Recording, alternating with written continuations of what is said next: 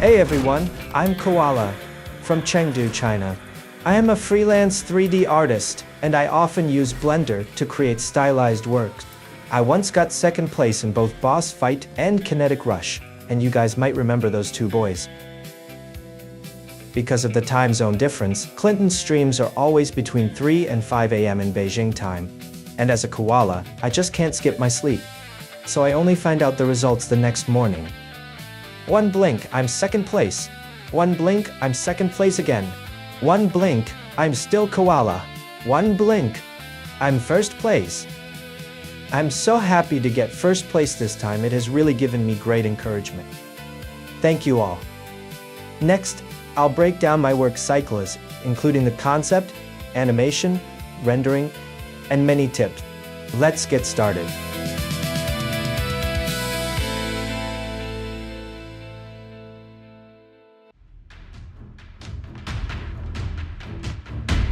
Every time a new challenge comes up, all kinds of wild ideas pop into my head, and I bet you guys feel the same way. Our ideas are always really beautiful, but they're also abstract. Our brains automatically beautify them. That's a big trick. My first idea, Oscar dream. I won an Oscar, huge statue hit me. I wake up and my cat wakes up too. And cat has stepped on my PCR start button. I imported the music into DaVinci and placed the visual keywords to the beat of the music. I also added transition effects to show the speed of movement. This process is so much fun, it lets me present my ideas in a single frame quickly. It looked decent, so I kept going.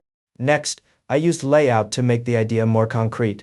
But when I made the layout with low poly models and animation, I found the rhythm was totally messy. There was too much information and the camera transitions were too complicated. It was hard for the audience, even for myself, to understand. So I scrapped this plan. Plan A, which was from birth to death, only lasted one day. This experience also made me realize, if I want to tell a clear story, the slowest one became my next choice. This template has a strong loop ability. Half a move, a rotation, half a move. The first move and the last move combine to connect the loop. Visually, it's super clear. I started to rebuild my second idea, drunk boy. A boy is treated violently by his father, and the boy takes his violence out on his doll.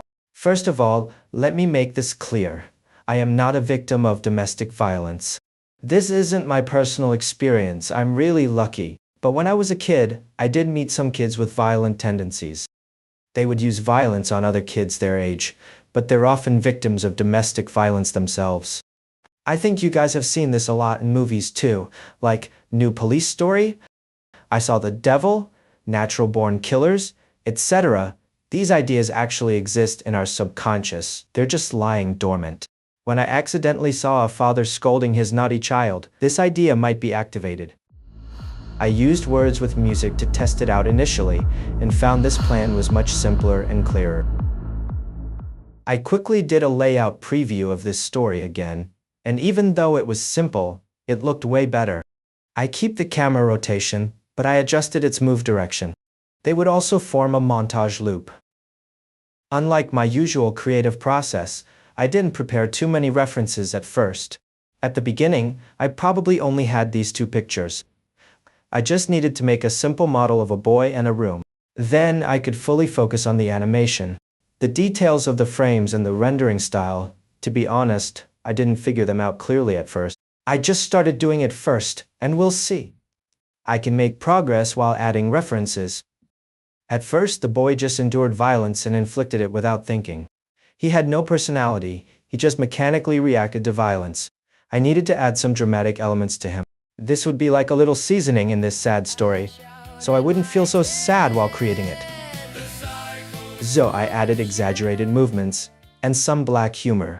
You can see the changes in the boy's animation through the different versions I made.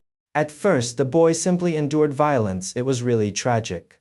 Then, he coexisted with violence calmly, which was a little better. At least I didn't feel heartbroken while making it.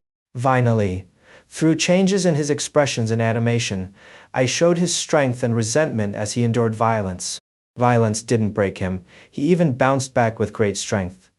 But he also became an abuser subconsciously.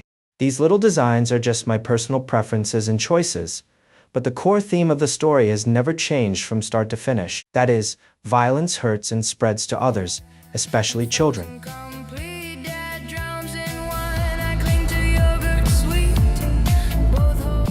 This animation needs to match the rhythm of the music. The rhythm of the music is very obvious, and everyone can feel it.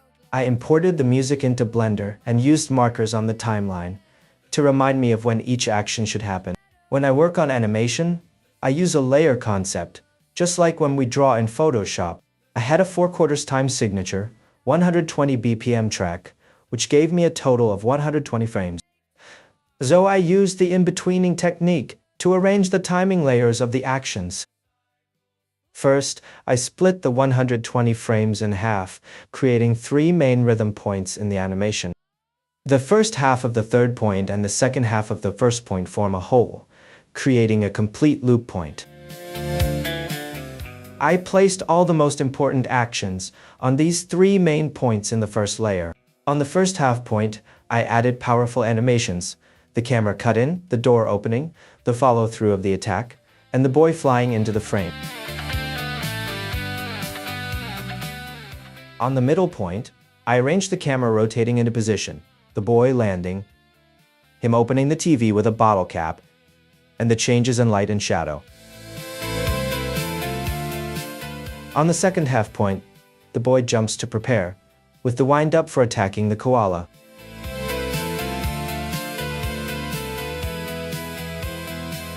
This layer is crucial.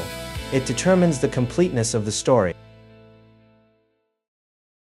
Next, I cut the timeline again, getting 2 more points. At this point, the boy gets hit by the yogurt again, and starts preparing to bounce up. At this point, the boy does a big squat, getting ready for the attack that follows. Similarly, I cut the timeline again to get 4 new points, where I placed other transition animations: the boy's expression after landing, the moment the door closes and the boy jumps off the ground, him copying his dad's drinking gesture, and the boy jumping off the ground again. After that, I didn't need to cut the timeline anymore. Minor actions were placed on frames that are multiples of 15, like the fan shaking, the clock ticking, and the bottle cap bouncing. It's important to note that mathematical divisions and timeline markers are just references. I kept exporting animation previews, making sure the animation felt in sync with the music. You know, animation isn't math, it's all about feeling. All of my animations follow classic animation principles. These principles might not make my work perfect, but they help me avoid making really stupid mistakes. For example, I pay close attention to anticipation and follow-through. Every action has a complete preparation, execution, and ending. I also focus heavily on squash and stretch. You can see the character fully squashing to build up power and stretching in deformation. They can be exaggerated, but they can't be missed. That's what makes animation more charming than real life. I also incorporated some 2D animation techniques. You can see a lot of motion trails, which supplement the path of fast-moving 3D animations, making them look coherent and smooth. They're actually really simple to implement. Duplicate the model, adjust it, and set keyframes. You have to animate the timing before and after they appear too, so they look correct with the motion blur. Then there's the cloth simulation. I tried using Blender's cloth solver and MD's cloth simulation, but the results were terrible because the character's animation isn't physics-based. It's all based on my personal subjectivity. So I used shape keys to shape the cloth instead. For the scene movements with real photography, it's hard for me to get the shot I want. So I directly animated the scene's transformations. As long as these changes happen at the right moments, the transitions are smooth, and I get a better shot with a fixed camera. These methods are pretty primitive and clumsy, but they're also fast and intuitive. If you think these animations look special, it's worked. Haha. Finally, we've reached the rendering stage. I prefer to set up the lighting first before refining the assets. I started adding more reference images to find the right rendering vibe. At first, I was thinking of doing a regular PBR render, a cool toned environment with a few warm light sources, and some visible texture details in the scene. But after doing a simple lighting test, I found that Eevee is really hard to control in enclosed environments. The cycles render worked a little better, But Cycle's old memories started attacking me. In early August 2025, Koala joined the 3D challenge for the third time. The animation with all my care, it looked as wonderful as always, I swear. Cycles' speed likes GDP, and EV Next is a brand new entity. 4.0 can't open 4.5 raped files. I'm trapped in 4.5 cycles. I know no one wins constantly, but Cycles always haunts me. Rise from the place where I stumbled down, all face to face with destiny unbound. So, I changed my project codename to Cycles, but I switched the renderer to EV. Suddenly, I saw an 8-minute short film. I took some screenshots, you guys can check them out. It's basically black and white, but it has perfect spatial depth, clear silhouettes, and distinct light and shadow shapes. It's so simple and clear, yet so unique. It brought me peace in this colorful era, so I wanted to find out, who on earth created such a cool piece of work? Wow, it's me. I decided to go black and white, putting all my energy into expressing light and shadow. Plus, black and white visuals fit my story perfectly. I quickly made basic textures in Substance Painter, then converted them to black and white, and integrated them into Blender. In Blender, I redrew all the textures visible in the shots. All my shadows have a story, so I needed to add these lights manually and control their intensity. I also added a lot of occluders to control my shadows. I used objects to control the position of the spherical texture, and I did some shadow corrections. Everything had to meet my artistic requirements. I wanted shadows that look good, not physically correct.